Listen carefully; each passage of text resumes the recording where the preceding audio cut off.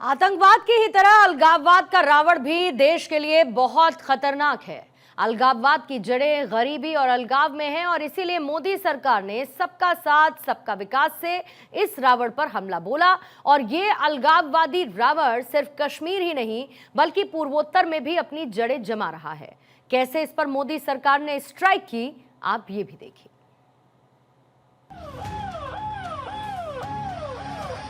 अलगाववाद जो देश की एकता और अखंडता को चुनौती देता है, दूसरा रावण है।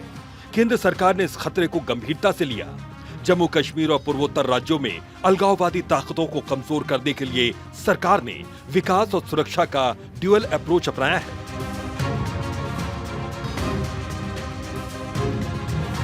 अलगाववाद रूपी इस आधुनिक रावण को कुचलने के लिए पिछले एक दशक में केंद्र सरकार ने अलगाववाद के खिलाफ विकास, सुरक्षा और लोकतंत्र के हथियारों से ऐसी स्ट्राइक की है जो न सिर्फ जम्मू कश्मीर को मुख्य धारा से जोड़ रही है बल्कि राष्ट्र की एकता को अभेद्य बना रही है।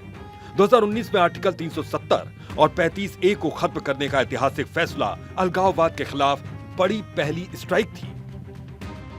आर्टिकल 370 और 35A को हटाने का ऐतिहासिक निर्णय अलगाववाद की जड़ों को काटने का एक बोल्ड मूव रहा।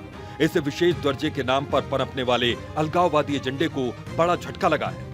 2024 के जम्मू कश्मीर विधानसभा चुनावों में 63% से अधिक वोटिंग हुई। पिछले 25 सालों का रिकॉर्ड टूट गया जिसने अलगाववाद की हवा निकाल दी। मोदी सरकार ने अलगाववाद को सिर्फ बंदूक से नहीं बल्कि विचारों से हराया है। 2025 की शुरुआत में मार्च अप्रैल तक हुर्रियत कॉन्फ्रेंस के प्रमुख घटकों जैसे जम्मू कश्मीर पीपुल्स मूवमेंट, डेमोक्रेटिक पॉलिटिकल मूवमेंट और आलमी एक्शन कमेटी ने अलगाववाद छोड़कर भारत के संविधान के प्रति निष्ठा दिखाई।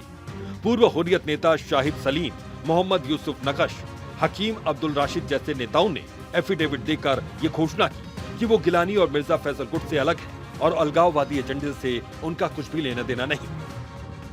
मतलब अलगाववादी अब समझ चुके हैं कि अलगाववाद का रास्ता सिर्फ जेल जाता है, इसलिए मुख्य धारा में लौटना ही उनके भविष्य के लिए अच्छा है।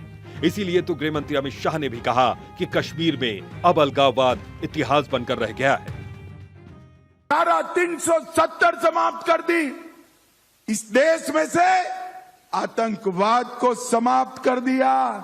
और मैं आज कहकर जाता हूं 31 मार्च 2026 इस देश में से हम नक्सलवाद को हमेशा के लिए समाप्त।